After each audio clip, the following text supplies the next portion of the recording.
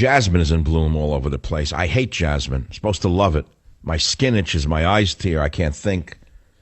So I had to take the pill and the energy drink. I got my energy back.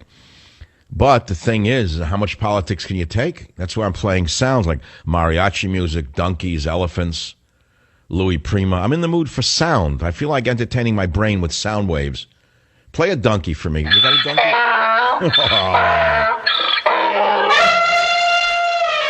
There you go. That's America's political party in one soundbite. That's it. Either the donkey or the blind elephant. Take your choice. What a system. Boy, the Founding Fathers really had it made, man. They figured it out. They created a monopoly that no one could break. You know, in a parliamentary system, you can have a number of parties. You could have a splinter party, a small one. I'd have a party. If we had a parliamentary system, I would have created the Nationalist Party. I'd get 2 to 4 points. I'd have a seat in Parliament, and I'd have a voice. And in about 20 years, it would have a position in the country, maybe win. But they set it up where you can't do it. You start a third party, so you shaft one or the other, and the other one wins. Don't you understand how brilliant the Founding Fathers were? They created a monopoly. We need a parliamentary system in this country to survive. How's that one? You want politics? There, I gave you politics. Join the Savage Nation. Call now, 855-400-SAVAGE, 855-400-7282. Savage. Warning. The Savage Nation contains adult language, adult content, psychological nudity. Listener discretion is advised.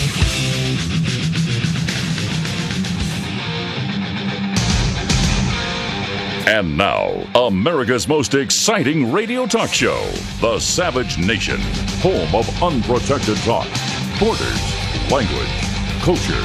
And here he is, Michael Savage.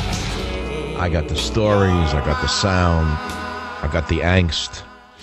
But what is the point? When you see McConnell, the gobbler, joining with Obama to give Obama exclusive authority for a trade deal with China that even Harry Reid opposes, tell me why I should get agitated again. Tell me why.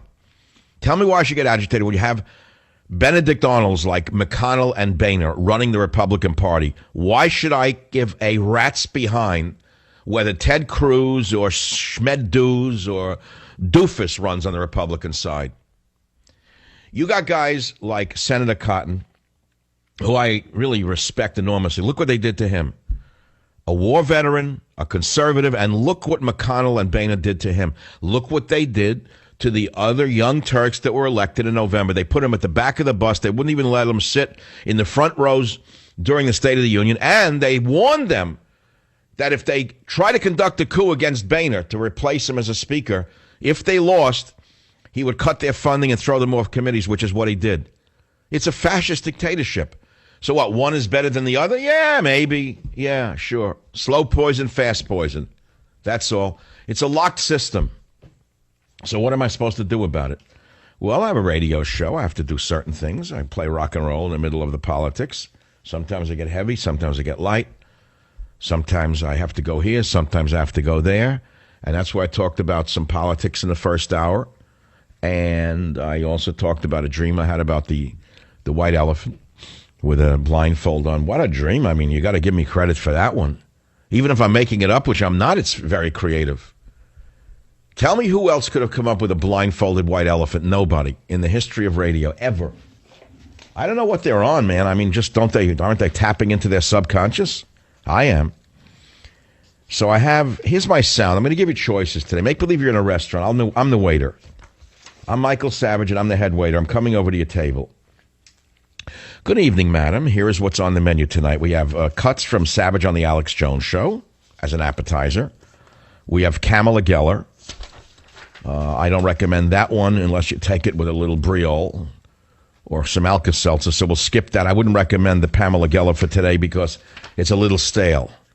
I can't guarantee that it's fresh. It's fresh frozen. I would not recommend the Pamela Geller. On the menu today is a Muslim on NBC who says that Islam should be protected from satire. I recommend you take that with some strychnine.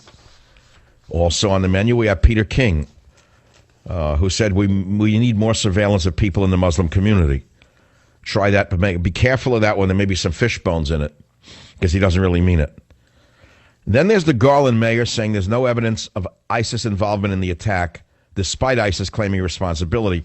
I would say take that with not only a grain of salt, but the whole salt shaker.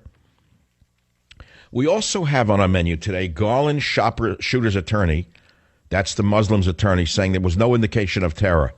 He just might have snapped. That's the lawyer.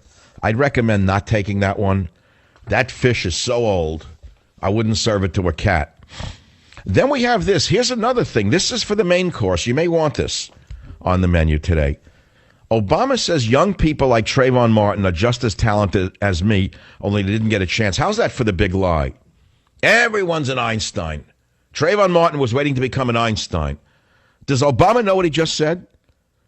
Does he have any idea how idiotic this is to say Trayvon Martin was just like him? So he's telling us he's an undeserving idiot who was put in that position by forces so great that we couldn't even control it the second time. Listen to clip number 17. Try this for an appetizer. Over a year ago, we launched something we call My Brother's Keeper, an initiative to address those persistent opportunity gaps and ensure that all of our young people, but particularly young men of color, have a chance to go as far as their dreams will take them. Really? No young women of color? No Hispanics? Just black men? That's very fair of you, Mr. Obama.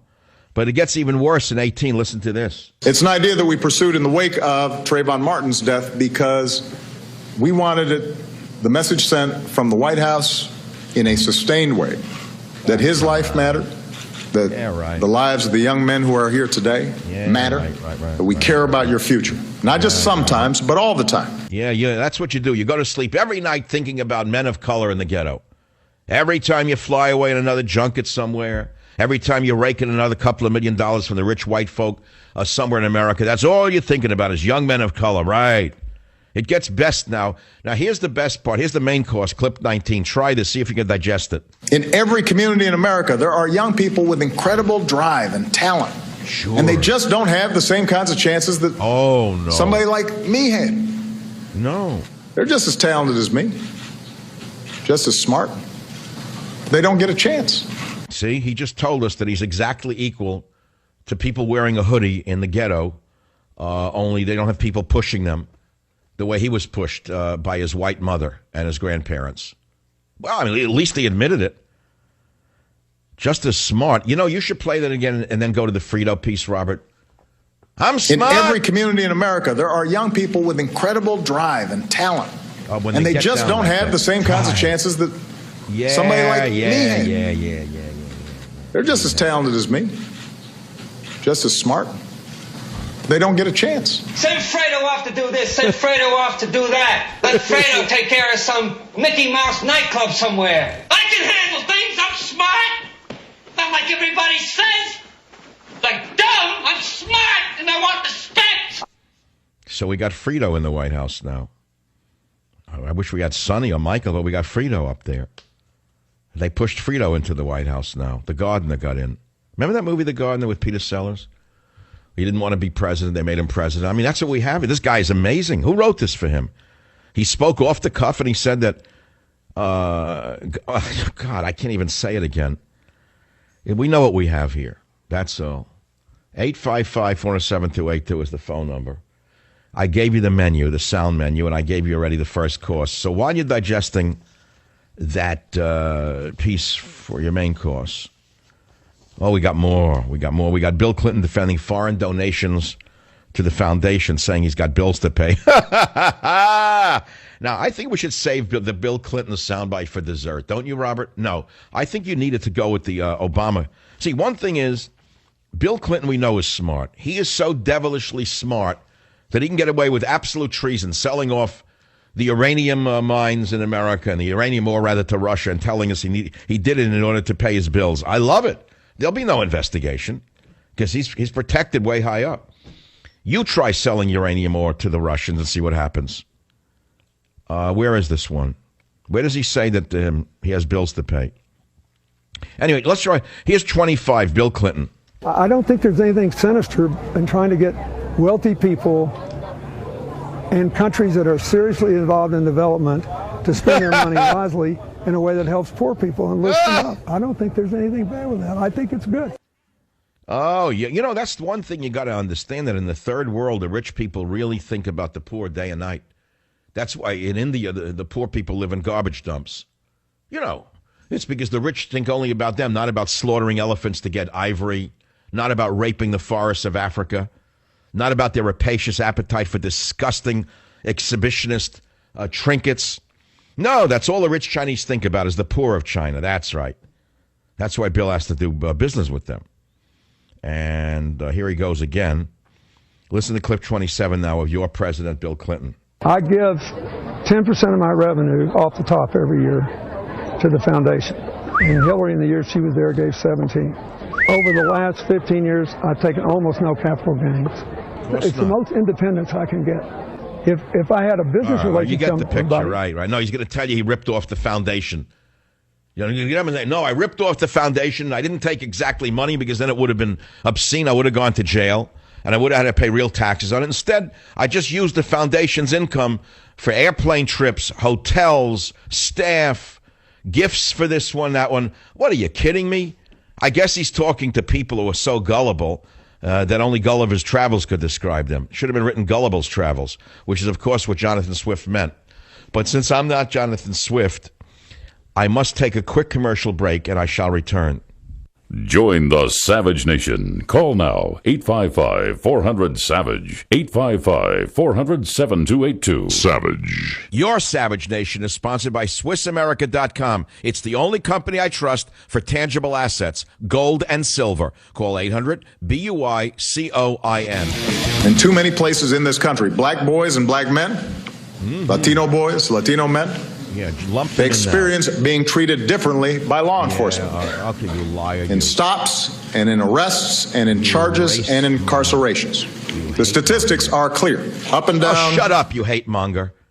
He's doing it again. He stirred up the riots in Ferguson. He stirred up the riots in Baltimore. Now he wants other cities to burn, baby, burn. So he says, in too many places, black boys and black men, Latino boys and Latino men, making them equal now, are all lumped together, but they don't see themselves, by the way, lumped together, incidentally. I want you to answer this question as honestly as you can. As you drive around America, who do you see building the houses? Who are working on the construction sites? Ask yourself that question. And after you ask yourself that question, you'll answer yourself that question. The young Hispanic men are generally working day and night. They're generally married, and they're generally fathers who stay home with, who are there for the wives and children. Generally true. You will see the gangs glorified, but even the gang members are family men. Did you know that? See, that's something you don't understand, that is a fundamental difference between the Hispanic community and others. But Obama, of course, if he can lump people of color together against white people, hey, that's his stock in trade. What a demagogue, man. You should be embarrassed having voted for this creep. What a demagogue. What a low-life scoundrel he is. He is no better than the worst scoundrel this country has ever seen. He gets away with it because of you, not because of me. All right, let me take some calls. Edward on WDRC Radio. Go ahead, please. Make your point. Animals that are not normally white, that turn out to be white when they're born white, are usually deaf. That's a known phenomenon in the animal world. Not just albinos, but just a white, like we have a white dog that's deaf. And you could look that up. It's kind of interesting. Your elephant not only is blindfolded, but he can't hear. That sounds like John Boehner and Mitch McConnell, doesn't it? That's what I'm saying. Well, look how my subconscious turned him into an elephant with a blindfold. A deaf and blind elephant. Yeah, but the rest of the dream is kind of vulgar if you look at it from the point of view of vulgarity, but it isn't if you look at it symbolically, which is the elephant dung being consumed by the donkey is how the dream, continued, which I found to be shocking. Just totally shocking. I couldn't understand it. In fact, it was so disturbing, it woke me up. I try to get out of the dream. You ever get one of those dreams you want to get out of? Oh, yeah, I get them a lot. Not as much as I used to as I get older. Yeah, well, my subconscious is working overtime. Let me send you a free copy of, I haven't given one away today, Countdown to Mecca. It'll be out next week. I know many people who bought the earlier Hatfield books, A Time for War and Abuse of Power, are going to buy it.